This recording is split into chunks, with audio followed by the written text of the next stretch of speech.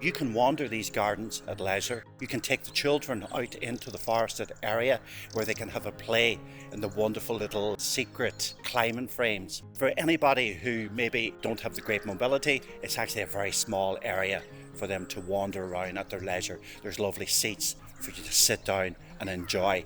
And if you want to know the story of Duckett's, I'm here for you.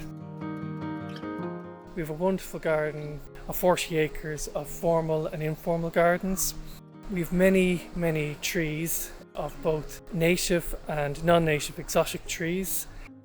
And I think it really comes to its own in the winter time when you see lovely reflections on the lake. The Delta Century Gardens, it's a century garden where you can walk in and you can smell the flowers, touch the flowers, touch the stone and the sculptures. And we've got koi fish. When people are watching the fish, it actually reduces your blood pressure. So it's all health as well. There's a common theme that people would be pleasantly surprised that it's still a family home. I suppose they assume it's a museum or a hotel.